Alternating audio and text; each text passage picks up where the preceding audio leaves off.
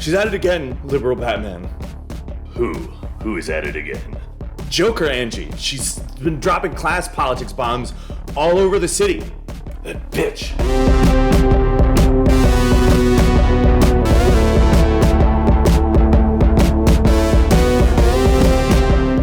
What's the plan? We gotta think of something fast, or we're gonna have to deal with another uprising. Before you know it, they're gonna be looting Wayne Manor.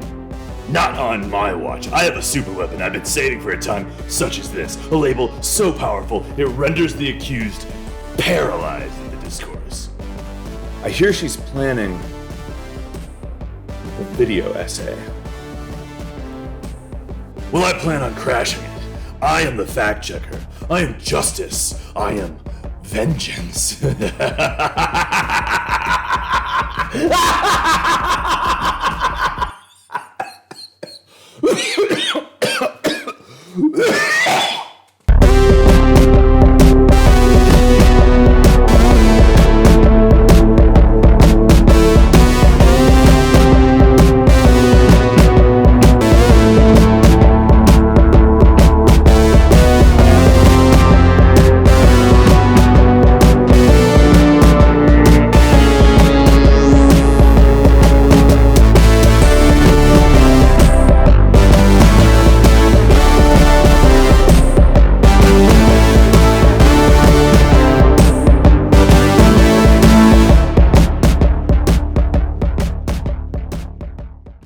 So today I want to talk about class politics. Yes, worker is my new aesthetic. Follow me on Insta. No, according to Marxist theory. Marxism?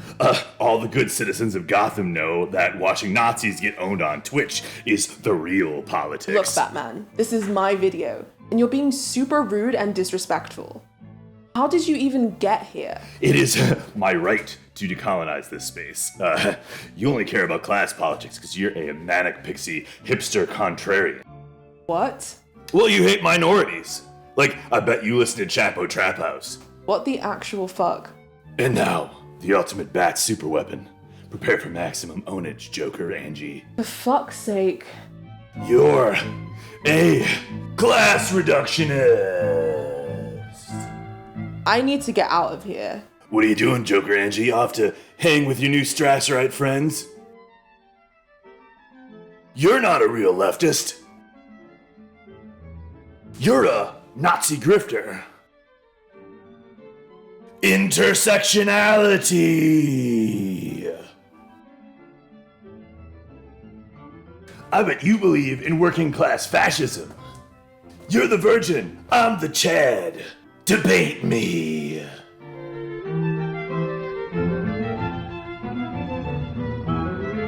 So I get called a class reductionist pretty frequently. And for the longest time, I couldn't figure out exactly what people were accusing me of. I knew that it was a catch-all term to describe bad person by the standards of the liberal left. But then I started to notice that most of the people who are called this aren't actually bad people at all. People like Slavoj Žižek, More like Slavoj Nosferatu. Mark Fisher, His bad takes are haunting us from beyond the grave. Adolph Reed, Notice that his name is a fascist dog whistle. Barbra Fields, You mean Candace Owens. and the guys from Chapo.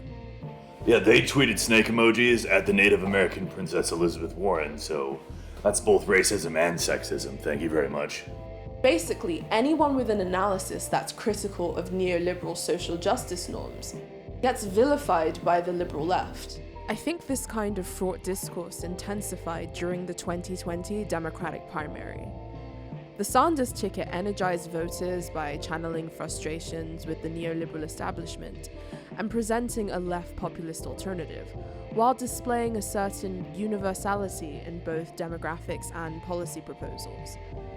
This drew attention to the obvious lack of agenda in the Democratic Party and their failures to address the concerns of the American working class. The neoliberal establishment, their pundits, and their influencers needed some means of moral legitimacy to preserve a corporate status quo in contempt of an emerging left. The charge of class reductionism was developed as a tool to cast aspersions on the universalist ethos of the left and portray it as dismissive of other axes of oppression like race, gender, and sexuality. The proliferation of charges of class reductionism are part of a general trend of anti-left talking points used by liberals to obfuscate important conversations about the material empowerment of working people. 6 months ago, Bernie Sanders came under fire for accepting an endorsement from Joe Rogan on the basis of his universalist economic policies. Absurd charges of tacit support for transphobia and misogyny were levied against Sanders and his supporters in the media for choosing to embrace support from this demographic. Now, Joe Rogan has a very wide audience that has no specific political bend, but the majority of them were in favor of Medicare for All, which also specifically included trans healthcare coverage and coverage for abortion. It mandated equal access to abortion care, nullifying the Hyde Amendment, which banned federal funding for abortions. The material effect of his endorsement was support for a number of progressive causes under the umbrella of a healthcare program designed to benefit everyone, including those most vulnerable and with particular needs. A similar thing happened during the 2019 UK general election, in which previous Labour leader Jeremy Corbyn found himself subject to a smear campaign engineered by the corporate media, conservative commentators, and the neoliberal wing of the Labour Party. The charge of class reductionism is in fact a reheating of the Thatcher era. There is no alternative decree. It seeks to neuter and disarm those of us who critique the current system by suggesting that a class-based analysis, which I would argue is among the most pressing lens of analysis in this current moment, is somehow a distraction, an obfuscation, a hijacking of the left by bad faith actors who for whatever reason wish to obscure the issues that minorities face around identity struggles. It is no accident at all that the accusation of class reductionism is emerging right now in this period of history when neoliberal capitalism is in total freefall and unable to provide for the needs of the people that it claims to cater to. It is precisely in moments like this where the conversation about class becomes the most threatening to the establishment. So, what exactly is the definition? Adolph Reed's essay, The Myth of Class Reductionism, states, class reductionism is the supposed view that inequalities apparently attributable to race, gender, or other categories of group identification are either secondary in importance or reducible to generic economic inequality. It thus follows that according to those who hold the charge, that specifically anti-racist, feminist, or LGBTQ concerns, for example, should be dissolved within the demands for economic redistribution. I personally don't know anyone who believes this, and it's also really difficult to debate because the term class reductionist means so many different things to so many different people.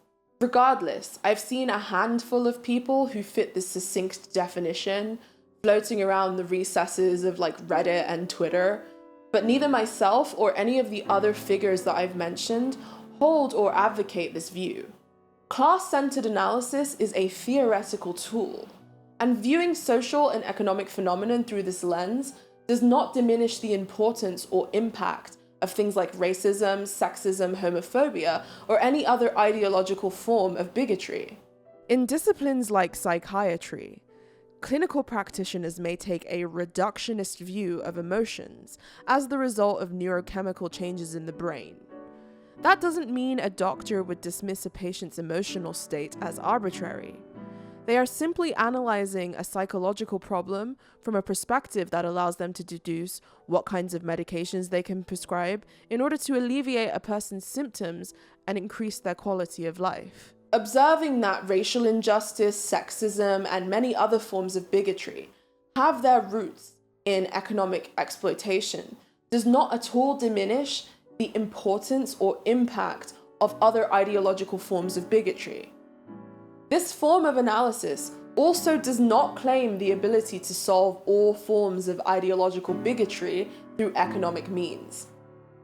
Historically, the owning class divided the underclass into ascriptive categories by essentializing arbitrary characteristics. This is then used as a justifying ideology to deny economic access, extract labor, and profit. Biological essentialism is an example of how this ideology functions. The idea that black people are inherently intellectually inferior to whites justified the economic exploitation of chattel slavery.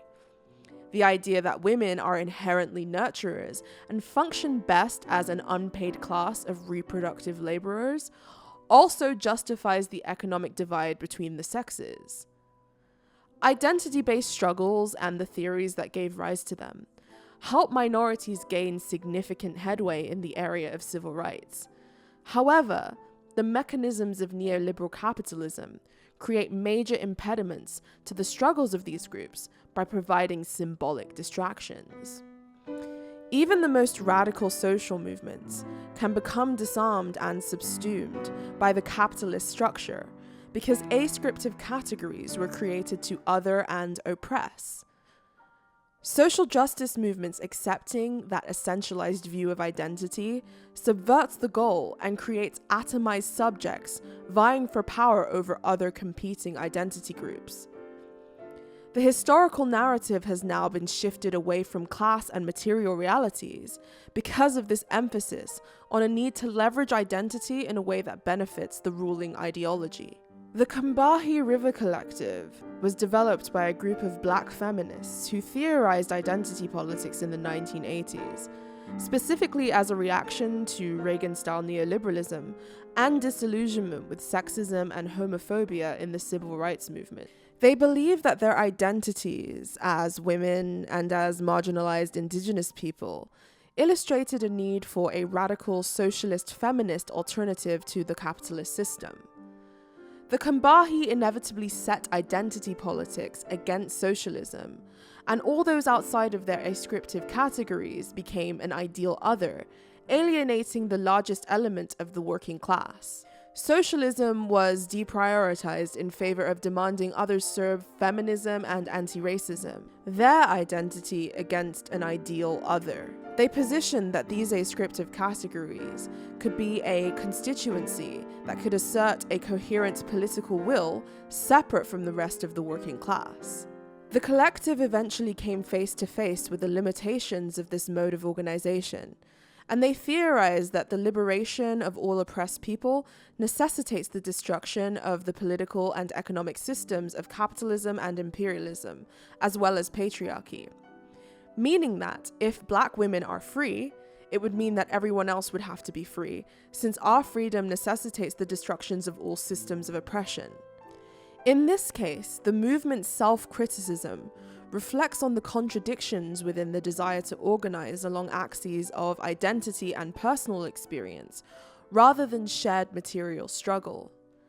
Ideologies that only use ascriptive categories like race, gender, sexuality as grounds for political organization, at the expense of class, often act in contempt of the goals they claim to achieve. A diverse cross-gender, cross-racial, cross-cultural movement that does not simply view issues of inequality as victims and allies, good identity versus oppressor identity, culture wars, but instead as a global struggle of poor and working class people, seems to spook establishment liberals to the point where any sort of advocacy for this broad approach to politics is treated with the same suspicion and fear as fascism. Now, wait a second, I'm not exactly against universalism, but it seems like your argument is that solving economic tension will enable minorities to individually address problems caused by institutional oppression, which doesn't actually address anything. What do you actually think institutional oppression is? It's when oppressors occupy positions of power in institutions. Duh. Oh my god, did you get your argument from white fragility? Systemic racism isn't bad people in power. You think it's all about the morality of individuals, but it's actually about the way institutions and processes distribute services and resources. And through historic and institutional means, Systemic racism enacts a limiting program on minorities. Weren't there laws against that? Like, what we really need to address is how people act towards each other, you know? People just really need to do better, try harder, be allies, make this space safe, you know? We need less villains and we need more heroes. That's all I'm saying. I was just a mentally ill loner until you started calling me a villain and a class reductionist. Oh, she did the line from the Incel movie. Calm down. Do you want Trump to win? All this talk about class politics only distracts from the Cheeto in the White House. Orange man, bad. There's a black woman, you should know better. Ah, there it is. Cynical identity politics.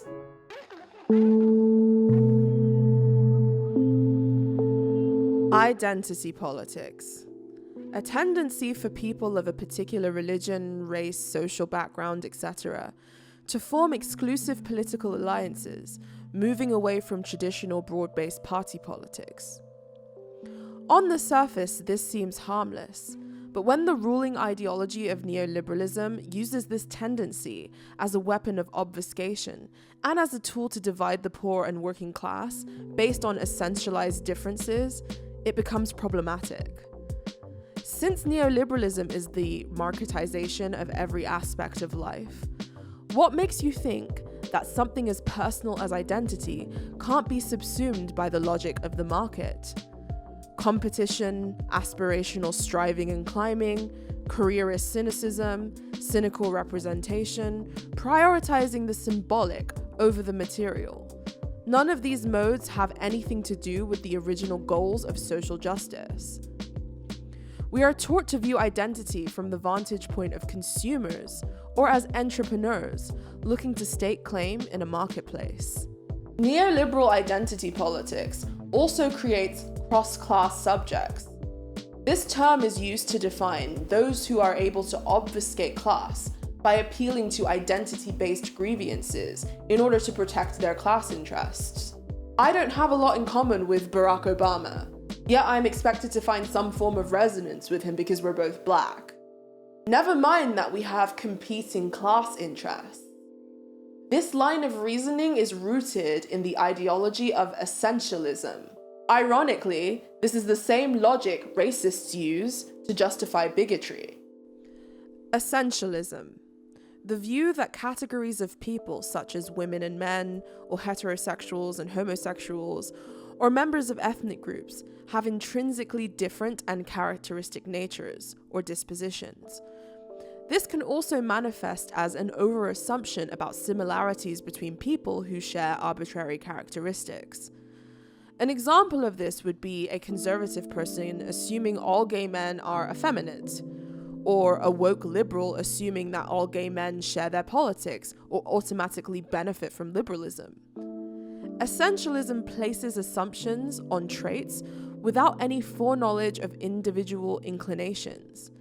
It ascribes morality or immorality to arbitrary characteristics, which in most cases are ideological and not part of reality. It would be like assuming that minorities are automatically pro-social justice as the result of shared experience, or the idea that people from non-minority backgrounds can't be subject to systemic oppression. I'm a black woman dressed like an incel. I'm only joking, but you get the point. Todd Phillips' Joker came out around this time last year, and it was heavily maligned by the liberal left for featuring a white, male aggrieved protagonist. In my opinion, the unfair anger directed at this film was because the protagonist was materially disadvantaged but not a member of a historically disenfranchised identity. Are you making the argument that racism against white men exists? You disgust me. Movie Bob needs to hear about this. I'm talking about material disempowerment.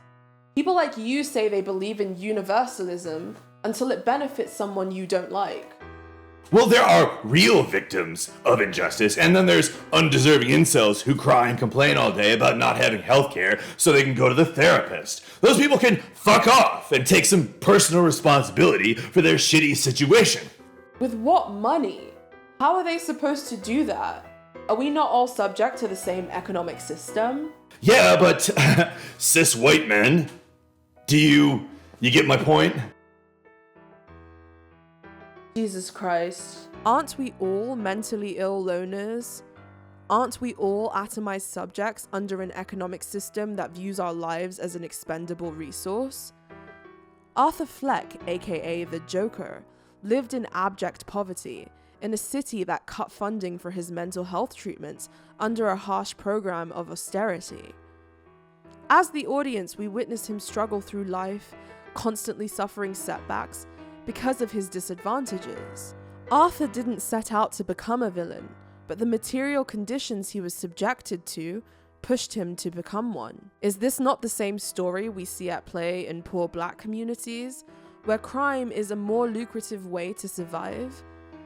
The film also depicts an insurgent protest movement emerging in the streets of Gotham that make the Joker their figurehead. This is what happens when the anger and desperation of the poor and working class gets ignored, and not given the coherent political outlet that it needs. Joker is what happens when there is no left. Right now, there really is no left wing of the mainstream, because neoliberal ideology dominates all sides of traditional electoral politics. They both represent competing wings of capital, and none of them are on the side of the class that creates the most value in society. People inevitably give up on the political process when it offers them nothing to hope for. And the clowns in Joker are working class people who have been given no avenue to address their alienation.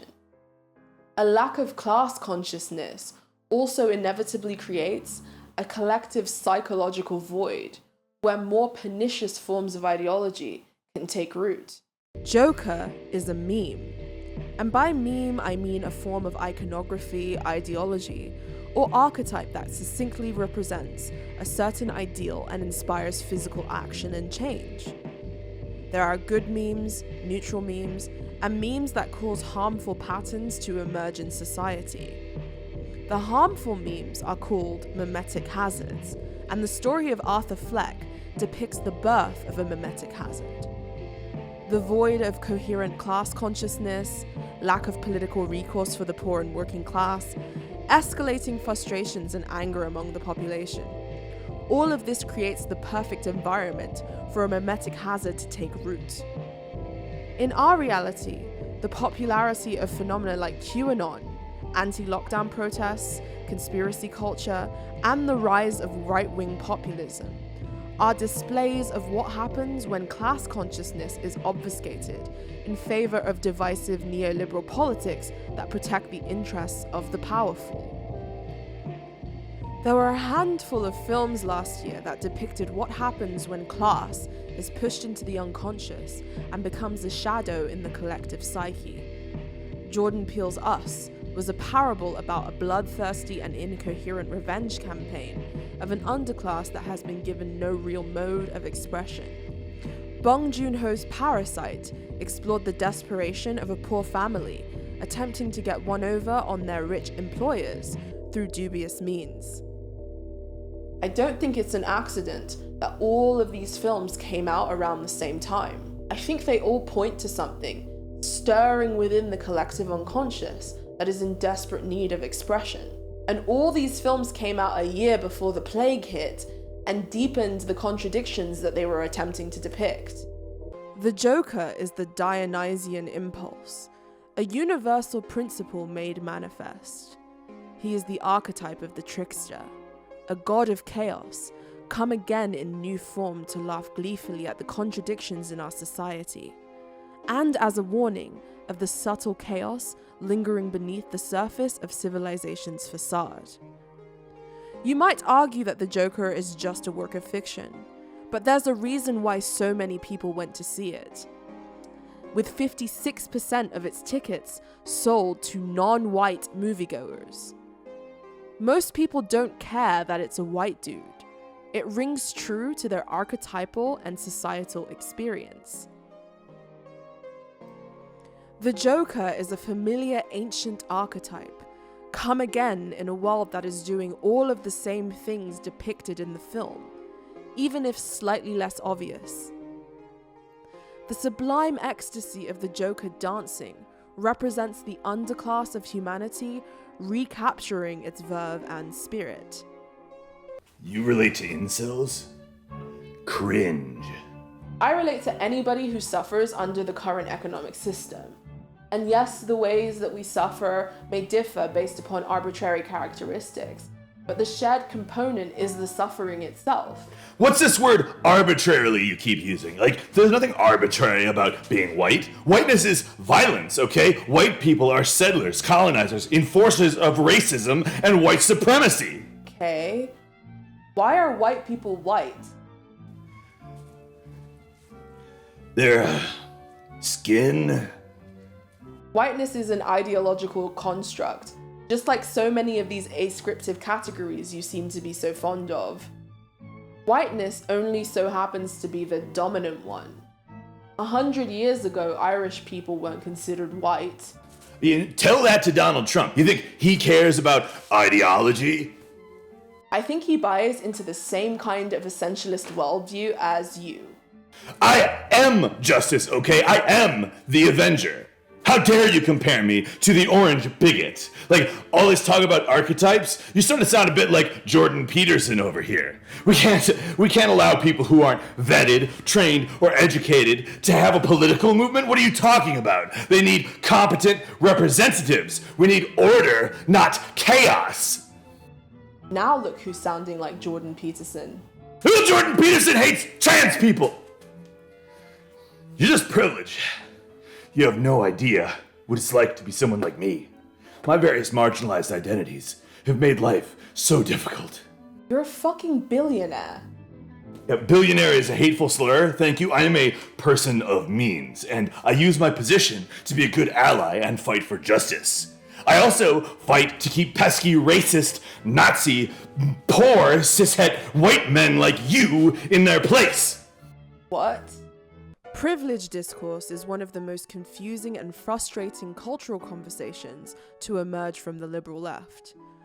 The way these conversations have developed manages to make the true idea that power imbalances exist in society and represents the distribution to be along aesthetic and cultural lines, rather than by ownership and access to levers of power. This works to obfuscate the class conversation entirely and makes accusations of privilege aimed at individuals rather than at powerful interests. If someone aesthetically resembles people who are believed to have power, then they become the target, rather than the people who actually hold power in society. Yes, some stereotypes about who generally has power are correct. Society did develop patriarchally. Racial ideology did privilege one arbitrary group over another. But without an analysis of class, you end up thinking things like, that guy on unemployment because there's no jobs in his town anymore is the real oppressor. And even though that guy has a better chance of getting a job than a black person in his same position, the real problem is not either of these poor people. It's that a racialized avenue to economic access exists at all. The US Census Bureau gathered data about unemployment rates since March 13th, 2020, and about households that have experienced a loss of employment and income during the advent of coronavirus lockdowns. 49% Asian American, 54% Black American, 63% Hispanic or Latino households. Data also demonstrates that people of color, especially Black and Native American people, are contracting and dying from COVID-19 at higher rates than their white counterparts. The higher mortality rate from the virus among Black and Latino populations has been explained in part by higher prevalence of underlying health problems, including diabetes and obesity. Scientists also say that data underscores inequalities in medical treatment. The underlying material issues these communities face under capitalism make them more vulnerable to hardships because ideologies like racism are used to deny people economic access, not because these categories are essential in any meaningful way. And it wasn't our hypothetical unemployed white dude that put that in place. It was hundreds of years of institutional power working to preserve itself. There is such a thing as privilege along lines of identity, but it is concentrated by class. There is such a thing as a black capitalist, but there is also such a thing as a poor, white, mentally ill loner. None of what you say matters anyway. You have no power. Did you see all those people in clown masks? Tons of them in the streets. No! I want to do the justice! Me! No, you don't. You want things to stay the same so you can continue to look like a hero while you punch poor people in the face. All you want to do is cause moral chaos so you and your fascist friends can have an easier time bullying and ignoring minorities. I think you're afraid. I think this is all just one big elaborate way of showing that you're scared shitless. Scared of what? A bunch of clowns and peppies? You're terrified of change.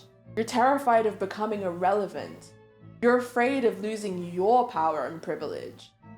No, you're the one who is privileged. Only privileged people spend time talking and thinking about class when there's a Cheeto in the White House! Champ! The establishment has always feared the inevitability of class struggle within the realm of politics. For as long as there has been an owning class and a class of laborers who create value in society, the struggle for basic rights, material protections, and freedoms has raged through the annals of history.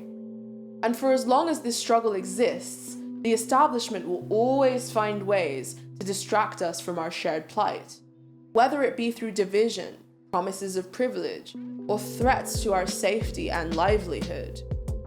The current historical moment is rife with this tension, despite all the haphazard attempts from the establishment to obfuscate the concerns of working people. But no matter how much class struggle is pushed into the unconscious, like anything that is repressed, it inevitably manifests itself, often in more pernicious forms. Without a left, without a means for working class people to organize under a universalist recognition of human unity and economic emancipation, we will inevitably see more right-wing populism, more doomsday cultism, consumer wars, divisive cultural battles, and liberal obfuscation, shifting the historical narrative to perpetuate the death spiral of neoliberal capitalism. Unless we awaken the radical specter that once haunted the global political stage, we are doomed to suffer a terrible future of despotism, economic and ecological crisis. We are on the verge of one of the worst recessions to ever hit the economies of developed nations. Yet the political atmosphere offers us no recourse for our class interests. COVID-19, lockdowns, the demand on essential workers, evictions, mass homelessness, mass unemployment, and lack of fundamental resources like healthcare or underfunded healthcare in nations that have it. These are all the problems that are facing the most vulnerable among us. Yet we are constantly being torn apart by cultural battles at a time in history when we desperately need to be pulling together. No matter what the media tells us, no matter how much social media atomizes us and exacerbates tensions, your fellow worker is not your enemy, regardless of what they look like or believe. You have far more in common with everyday people than you do with members of the ruling class. We are also not just tourists in each other's suffering. A fight for justice for one will always be a fight for justice for all, because we are not atomized consumers, we are socially embedded subjects. You are just one bad day away from becoming the Joker in your own villain's journey. One missed paycheck, one layoff, one medical bill. We are all deeply vulnerable and we all need each other. Neoliberalism has convinced us that there is no such thing as society, but recapturing society, collective struggle, and the recognition of our collective plight is what will lead us through the uncertainty we are facing in the 21st century. It is very easy to look at others as profoundly different from you, judge them morally, become misanthropic and pessimistic about others and their abilities. But it takes real courage to recognize yourself within the other, whether that be through love, the affirmation of social bonds, trying something new, or the power of shared struggle. We can find purpose and meaning outside of the atomized neoliberal individualism masquerading itself as social justice. And shut up, my phone is ringing. I hope it's my golf buddy Jack Dorsey calling back about, deleting your Twitter account. If you've seen the news, I'm so sorry. Have my stonks gone up again? You're broke. It's the #1 trending topic on Twitter right now. Thanks to all the COVID bailout money, the board at Wayne Corp doesn't even need you anymore. Like, they've diluted all your shares. You're no longer a CEO. You have nothing. You're fired. They're taking away the Batmobile and the fancy phone. Like, looks like Wayne Manor is even being foreclosed on. And Alfred has leaked audio of the press of you saying the N-word while playing Call of Duty. It looks like you're also pretty canceled. Fuck! Fuck! Fuck! Oh, fuck. Fuck, fuck, fuck. Fuck! Gordon, my good friend. Maybe this is a mistake. Like, I can't be poor, I'm Batman. That is Commissioner Gordon, you peasant. Also, lose this number. If anyone asks, we never knew each other, right? I have a police brutality case hanging over my head, and I don't need the extra heat. So, bye. Goddamn greedy fat cat capitalist pigs! Yeah, that's the spirit.